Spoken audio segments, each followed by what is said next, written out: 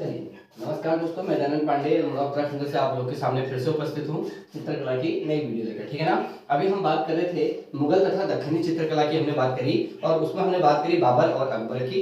ठीक है ना। और साथ ही साथ हुमायूं की। इन तीन लोगों की हमने बात करी। तीनों की चित्रकला के नोट्स मैं आप लोगों को दे चुका हूँ। ठीक है ना। आज हम बात करेंगे जहांगीर की चित्रकला। ठीक है ना। इसमें जितना भी इंपॉर्टेंट आ पाया मैंने वो इसमें लिख दिया है।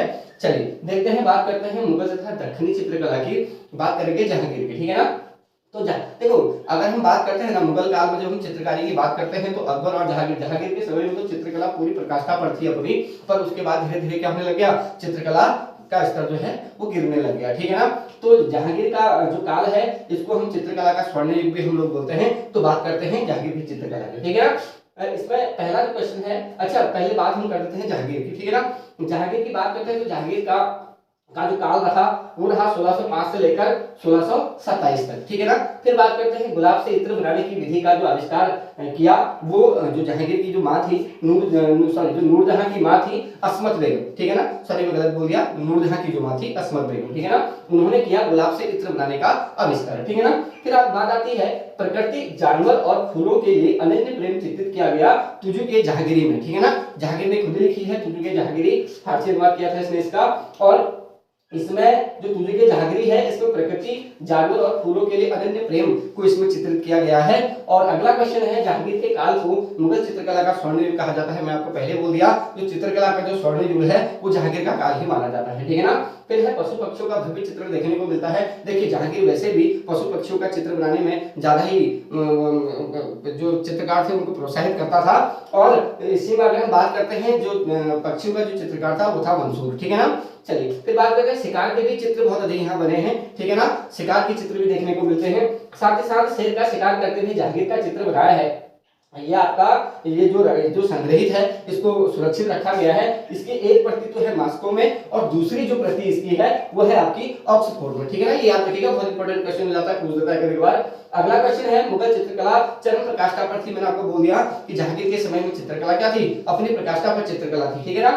फिर अगला क्वेश्चन है चित्रकला की पारखी समझ भी थी जहांगीर को। देखो जहांगीर के बारे में कहा जाता है कि वो चित्रकला का बहुत पारखी विद्वान था। उसने तो ये भी कह दिया था कि अगर मान लो कोई चित्र है, उस चित्र को कितने भी चित्रकार उसको अलग अलग, कोई उसकी आंखें बनाए, कोई उसकी भौहें बनाए, कोई उसका चेहरा बनाए, तो वो बता सकता है कि कौन सी चित्रकारी किस चित्रकार ने की है। इतना वो पारखी था चित्रकला में। ठीक है ना।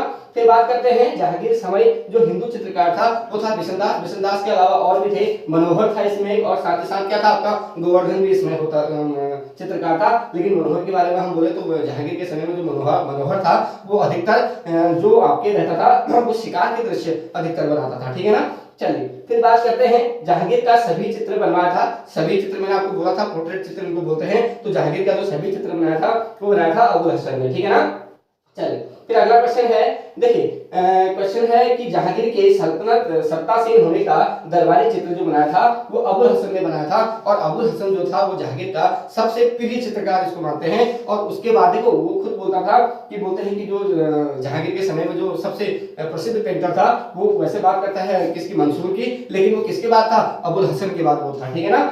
चलिए चिनार के वृक्ष पर गिलहरियां चित्र अबुल हसन और मंसूर दोनों ने इन चित्रों को मिलकर बनाया है। ठीक, याद रखिएगा, पूछ देता है चिनार के वृक्ष पर गिलहरियां चित्र किस किस ने बनाया है, तो ये अबुल हसन और मंसूर ने बनाया है। ठीक है ना।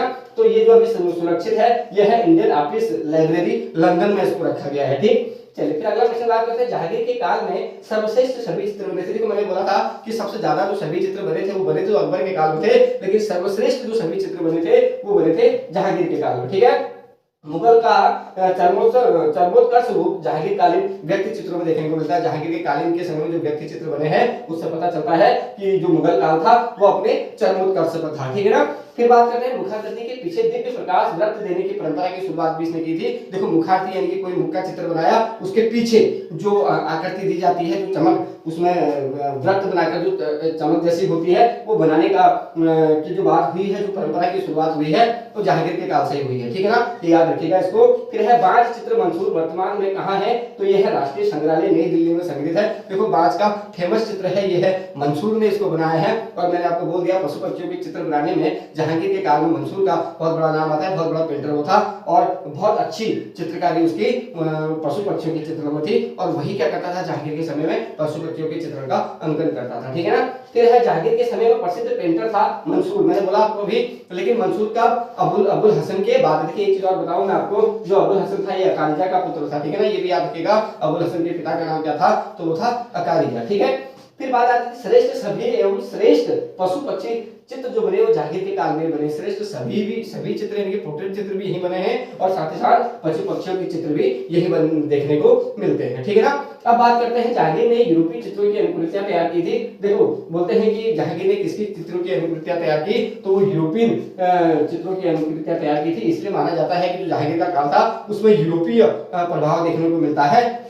फिर है जहांगीर कालीन चित्र भारतीय सुंदरी।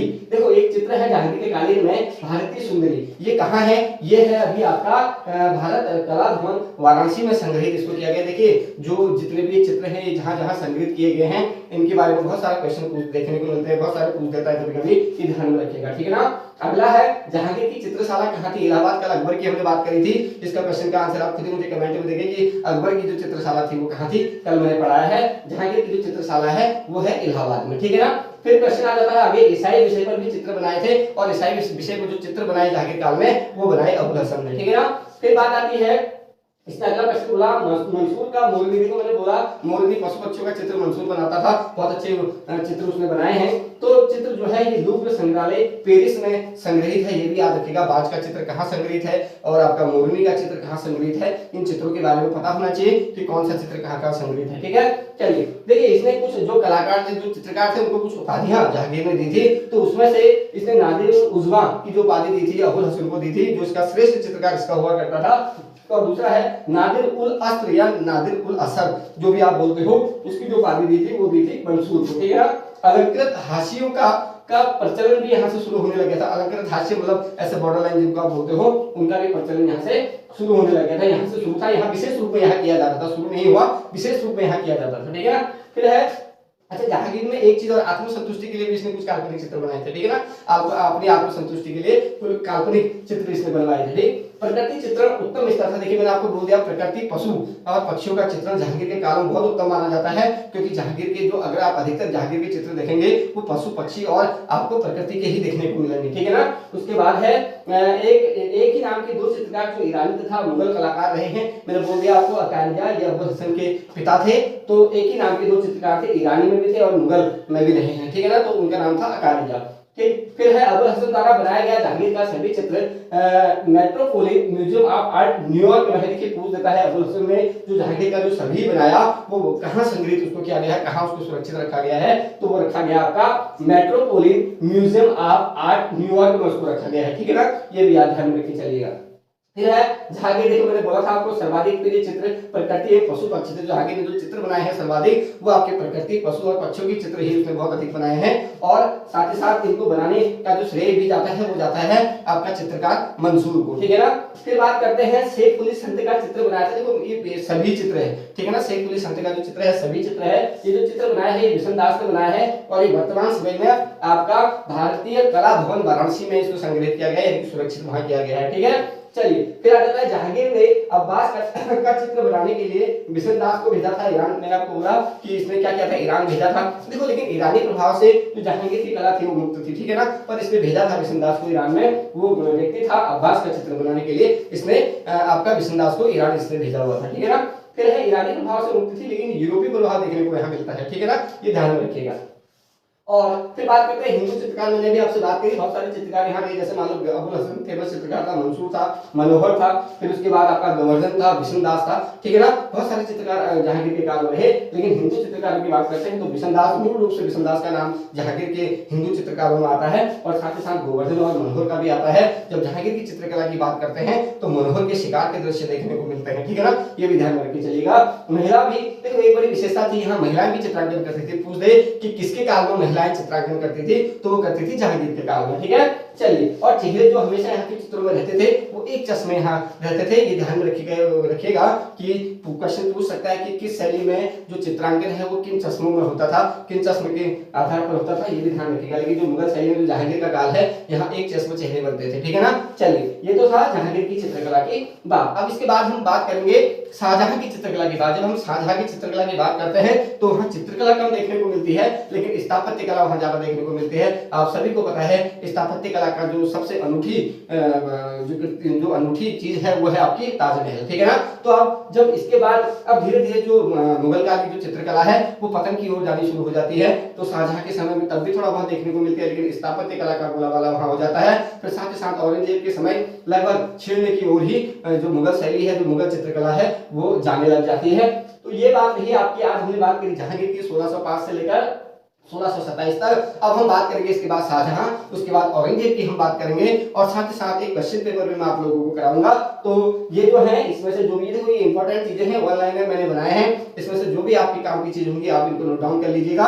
और मुझे लगता है कि इनमें से काफी चीजें आप जो लोग पढ़ रहे होंगे उनके काम बहुत सारी चीजें इसमें से आएंगी। तो आज आप लोगों ने देखा भी होगा, एक सूचना मैं आज आपको और दे दूं, एलटी के एग्जाम की आज बात करी है तो शायद 1-2 दिन में एलटी की विज्ञप्ति भी निकल जाएगी। अभी आज बात हुई है तो बोले कि 1-2 दिन में या 2-3 दिन में उसकी विज्ञप्ति आ जाएगी। और पेपर 10 मार्च की अभी बात कर रहे हैं, अब वो तो जब विज्ञप्ति आएगी तभी पता लग पाएगा कि 10 मार्च को होगा नहीं होगा, इस पर मैं टिप्पणी नहीं करूंगा, ठीक है ना। 10 मार्च को हो जाए या जब भी हो जाए पेपर तो आपका होना ही है। आप पेपर का वेट मत करिए कि कब होगा कब नहीं होगा, आप बस अपनी तैयारी रखिएगा।